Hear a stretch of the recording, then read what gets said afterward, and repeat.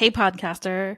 We are going deep into owning your story and how that's the first part of healing, and why I truly believe that podcasting is so incredibly powerful. Because not only does it help you share with others, it helps you step into owning your voice and putting a microphone behind your story, which is so healing because you are being heard, even if it's a stranger on the other end, even if it's one download, because your silence didn't start with you. It was taught, it was inherited, it was imprinted. You were told to stay quiet, keep the peace, play nice, and just survive. But the moment that you start to own your story, you start to heal. You start to step into that magical transition of what you are actually truly meant to be. You are here not to create ripples, but to create tsunamis of change, not just for you, but for those that are around you. So today we're talking about what happens when you stop carrying your story like a damn secret and start owning it like the truth that it is. Because your voice isn't just a marketing tool, it's medicine. And owning your story doesn't mean that you have to blast it from a stage or a reel. It means that you need to stop hiding from your damn self. You need to stop editing your past to be palatable for others. It means you stop trying to make your story make sense to other people before it makes sense to you. Because the silence around your story isn't keeping you safe. It's keeping you small. It's keeping you disconnected. It's keeping you broke, and it's keeping you from not living that life that you desire. It's keeping you disconnected from your power, your people, and your purpose. So are you ready to reclaim your story and your life? All right, let's go. Welcome to Beyond the Downloads, the show that dives deeper than stats and charts to reveal the real impact of your podcast. I'm Jennifer Dragonette, founder of the Bold Action Collective, where we believe that bold moves truly spark transformation. Each week, we explore how your unique story, passion, and purpose can create powerful connections that will change lives, yours and those of your listeners. If you're ready to go beyond the metrics, embrace bold action, and unleash the life raft potential of your podcast, you're in the right space. Let's go. So when is it actually time to claim your story, to reclaim your life? Well, first I have to say there is a difference in trauma dumping all over the place when you don't recognize your story as something powerful. Yes, at a certain point in your story, it is hard to share because you feel like you're repeating that same cycle over and over and over again. That wound is still very much open. It's still spilling blood. It's still infected. And that might not necessarily be the best time to share all of the rawness.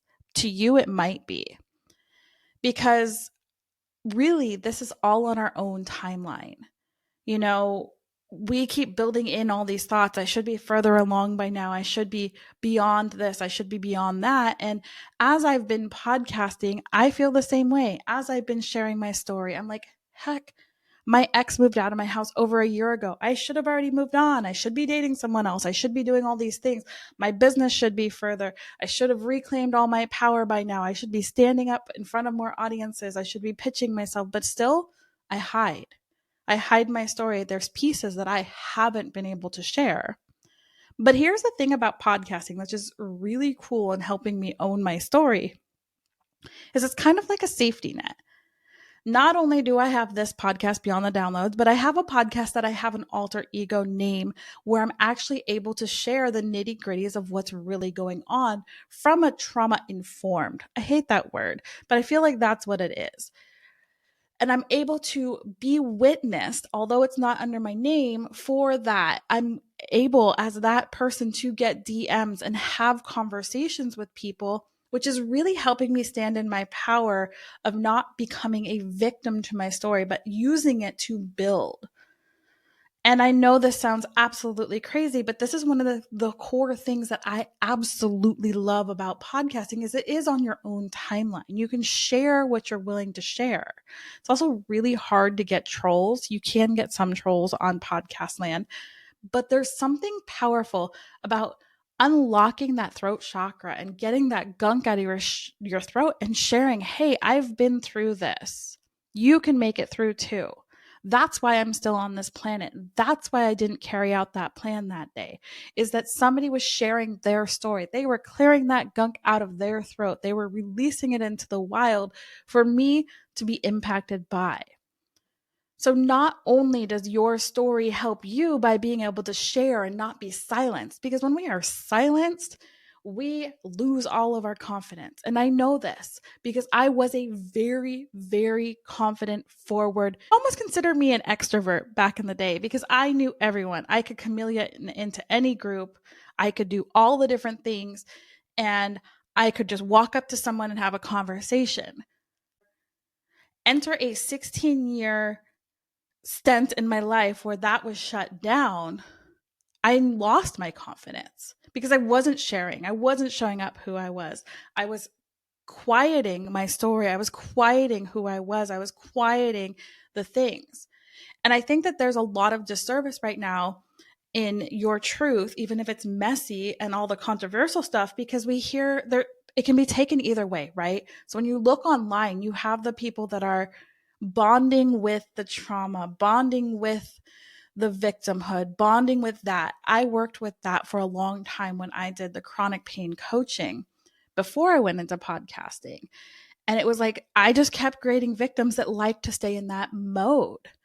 So do I think that sharing your story in that mode is helpful? Not always. Sometimes people like the victimhood and the victim sisterhood and all of that. But for me, I wanted it to be a more empowering, not just for me, but for other people. And you can tell when they come in, they're a little bit confused about their business. They're a little bit confused about their messaging. They're a little bit confused about what it is that they really want to do.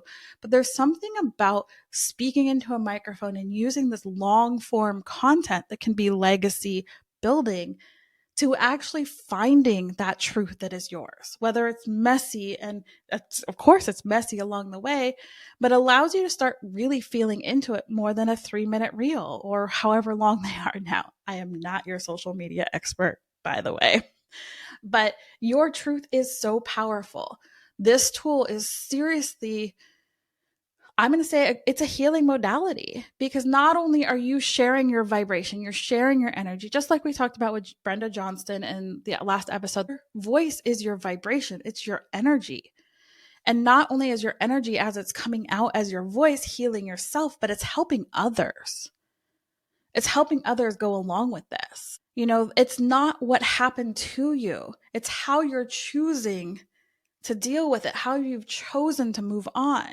And by sharing your story, by sharing your gifts, by sharing your purpose, you're giving other people that option to be like, hey, here's another way of thinking about it. That's what happened to me that morning that I woke up and I was like, you didn't let me go in my sleep. I prayed for you to end my life last night. You didn't do it. Now I've got to figure out how to do it myself. Had the plan, but I went through my morning routine, which was listening to a podcast, and their voice, the magic in their voice, that energy in their voice said one more day. And that one more day changed my entire life.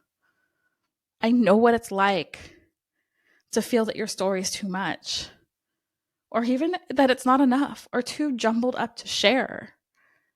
It's a mess, but that mess is relatable to somebody.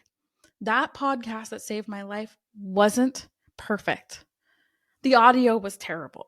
I remember that because there was this weird noise on it that irritated the hell out of me. But it was what worked. And I promise you, someone out there is waiting for a story just like yours. It's not too much. It's not enough.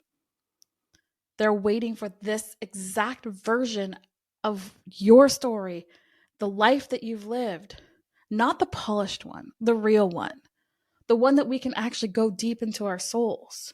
That's the magic of podcasting. So as you're building out all of these different things and you're using it for marketing, yes, it's a great marketing tool because I'm going deep with you right now. If you can use storytelling to sell, you connect on that emotional level.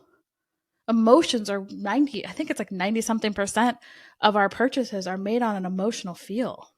Oh my God, I want that. Like it triggers something in you that impulsively makes you purchase, that makes you want that next step, that makes you want that thing. It's all about that emotional thing, and it's tapping into your story and owning your voice and owning your magic. And it's really hard to do online.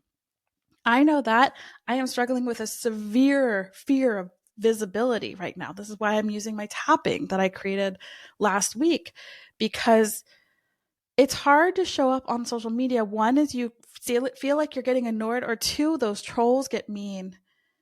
Or maybe there's somebody who's close to you that's on your social media and you're like, I just don't want them to see me like this. I don't want this to be there. But like once you let out that, you stop keeping it bubbled up inside and bottled up and building up, where maybe you have aches and pains in your body, and you start sharing your story and you start releasing it. That's where the healing comes in, because you're releasing it, you're sharing it, you're being witnessed. Even if you have 2 people that are listening to your show, that's 2 people that are witnessing your story. It was this year, when I stood up on stage at PodFest, during one of their opening ceremony things, during one of their opening lectures, and I stood up there in my giant dragon floaty and I shared my story. Do you know what happened? I mean, I was also the weird girl in the pool floaty, but I never stepped foot in another one of the trainings. I had to buy all the trainings because my story impacted somebody who shared with somebody else, who shared with someone else. And there was not one of the 4 days that I was there that I could walk from one door to another without getting stopped and having a conversation. Your story is a conversation, connection. It's an opener. You're inviting someone in, whether that's for them not to feel alone. Well, that's them to get the next step. Well, that's them to do this. If you're here, you are heart-centered, and this tool is so powerful. Yes, we talk about how to build your podcast, how to connect with audiences. If you listen to Brenda, we talked about how to use, like I use my tapping. She uses a monthly affirmation, a meditation. I have a client that uses a breath work, how to use those to build your show. We talk about all those things to build your show. But what I really want you to look at this month is the owning your story. We're going to talk about all the things about owning your story, how to sell with your story, how to connect with your story, how to network with your story. But it means you need to own your damn story. And this isn't the, oh, poor me, I've been through this and this and this. Oh, I had a 16-year abusive relationship where I wasn't allowed to make my own friends and wasn't allowed to do all it. Oh, poor me, woo. Like, yes, it sucked. I learned a lot. I want to share those lessons I learned and why I think I was so blinded by this. Because keeping it bottled up inside is making me play small. And we're not here to play small at Beyond the Downloads. We're here to make tsunamis. I don't want to be a ripple. I want to be a tsunami. And that comes with releasing your story. So I want you to start thinking about, like, how can your story impact someone else? Is there something that happened? This happened with one of my clients, is going from essential oils to a 501c to help people who had been human trafficked and been coming out of cults. There's a lot of things that you can find when you start sharing your actual voice and doing the thing. So if you are ready to not keep it bottled up and start sharing, I want you to start thinking about these things. And next week, we're going to talk about the power of sharing your story. Because this week, we're owning the story.